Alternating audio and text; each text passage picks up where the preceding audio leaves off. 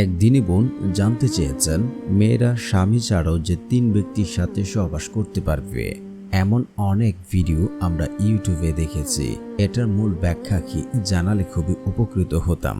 ধন্যবাদ বোন, আপনি সুন্দর একটি প্রশ্ন করেছেন আমাদের মাঝে। দেখুন, অধিকাংশ মানুষই এখন কমেন্টস করছেন যে স্বামী ছাড়াও যে 3 ব্যক্তির সাথে সহবাস করা যায় এটা মূলত আদৌ জায়েজ কিনা। তো দেখুন, অনেকে ইউটিউবে কি ভিডিও করছে বা না করছে সেটা জানি না, কিন্তু আমরা আজ এটা নিয়ে ডিটেলসে আলোচনা করব ইনশাআল্লাহ। তো বন্ধুরা, যারা চ্যানেলটি এখনও সাবস্ক্রাইব করেননি দয়া করে চ্যানেলটি সাবস্ক্রাইব করে পাশে থাকবেন। স্বামী ছাড়া আর কার কার সাথে সহবাস করা জায়েজ? এ প্রশ্নের উত্তর কুরআন ও হাদিসের আলোকে একদম স্পষ্টভাবে জানা যায়। তবে আমরা আজ জানব যে দুটি অবস্থায় একজন নারীর যৌন সম্পর্ক হালাল বা বৈধ রয়েছে। আপনি কি জানেন, ইসলাম ধর্মের নারীর জন্য যৌন সম্পর্কের ক্ষেত্রে একেবারে স্পষ্টভাবে নির্ধারিত, স্বামী ছাড়া অন্য কারোর সঙ্গে সম্পর্ক শুধু হারামই না, এটা জাহান্নামের পথ। চলুন কুরআন ও হাদিসের আলোকে বিস্তারিত জানি। ইসলামে একজন নারীর জন্য স্বামী ছাড়া অন্য কোনো পুরুষের সাথে ইন্টারকোর্স অর্থাৎ যৌন সম্পর্ক করা সম্পূর্ণ হারাম বা নিষিদ্ধ করা হয়েছে। এমনকি যদি সেটা প্রেম, সম্মতি, বিয়ে ছাড়া বা অবৈধ কোনো সম্পর্ক হয়, তা ব্যভিচার, জিনা বলে গণ্য হবে, যার শাস্তি খুবই ভয়ঙ্কর।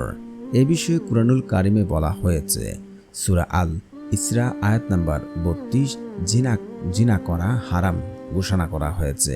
আর ব্যভিচারের নিকটে যেও না, এটা অশ্লীল কাজ এবং খুব মন্দ পথ। এই আয়াতের মাধ্যমে আল্লাহ তাআলা কেবল জিনা নয়, বরং জিনার কাছাকাছি যেতেও নিষেধ করেছেন। হাদিসের আলোকে জানা যায়, বিনা বিবাহের সহবাস ভয়াবহতা। যে নারী স্বামী ছাড়া অন্য কারো বিছানায় রাত্রি যাপন করে সে আল্লাহর গজবের অধিকারী হয়। আমি আবারও রিপিট, যে নারী স্বামী ছাড়া অন্য কারো বিছানায় রাত্রি যাপন করে সে আল্লাহর গজবের অধিকারী হয়। সহিহ বুখারী ও মুসলিম শরীফের হাদিসে রয়েছে। এখন জানি কার কার সাথে একজন নারী সহবাস করতে পারে, কার কার সাথে সহবাস করা জায়েজ। মাত্র দুটি অবস্থায় যৌন সম্পর্ক হালাল বা বৈধ রয়েছে। এক, স্বামী স্ত্রী বৈধ বিবাহ সম্পর্কের মাধ্যমে। বিবাহর মাধ্যমে স্বামী স্ত্রীর মধ্যে সহবাস করা হালাল ও ইবাদতের অন্তর্ভুক্ত বলে গণ্য করা হয়। দ্বিতীয়ত হচ্ছে, পূর্বের যুগে দাস দাসী বর্তমানে প্রযোজ্য নয়। ইসলামের প্রাথমিক যুগে বৈধ দাসী থাকলে তার সঙ্গে মালিকের সম্পর্ক বৈধ ছিল, তবে বর্তমানে দাস প্রথা নেই, তাই এই বিধান প্রযোজ্য নয়। স্বামী ছাড়া কার সাথে বা স্বামী ছাড়া সহবাস করলে কি শাস্তি রয়েছে?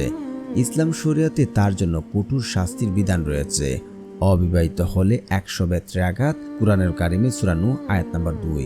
বিবাহিত হলে রজম বা পাথর মেরে মৃত্যুদণ্ড, হাদিস দ্বারা প্রমাণিত রয়েছে। ইসলামের স্বামী ছাড়া কোনো পুরুষের সঙ্গে যৌন সম্পর্ক বৈধ নয়। এটি বড় কবিরা গুনাহ ও শাস্তিযোগ্য একটি অপরাধ। নারী একমাত্র বৈধ সম্পর্ক হচ্ছে স্বামীর সঙ্গে বিবাহের মাধ্যমে ইন্টারকোর্স করতে পারবে। তো আপনারা যারা বিভিন্ন জায়গা থেকে দেখছেন যে মেয়েরা স্বামী ছাড়াও যে 3 ব্যক্তির সাথে সহবাস করতে পারবে, এটি আসলে কুরআন হাদিসের কোথাও নেই। এটি ভানওয়ার্ড কথাবার্তা, এমন কোনো ঠাঁই নেই। ছিল যে পূর্বের যুগে যে মেয়েরা যে হচ্ছে আপনার যাদের হচ্ছে দাসী ছিল, তখন একজন পুরুষ স্ত্রী এবং দাসীর সাথে সহবাস করতে পারত। এছাড়া আর কোনোভাবেই সম্ভব নয়, যেহেতু দাসী প্রথাও নেই।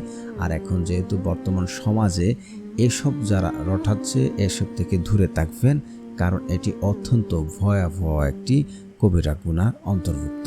তো প্রিয় বোন, যারা এই প্রশ্নটি করেছেন আশা করছি বুঝতে পেরেছেন। ধন্যবাদ এতক্ষণ ধরে আমাদের সাথে ভিডিওটি দেখার জন্য।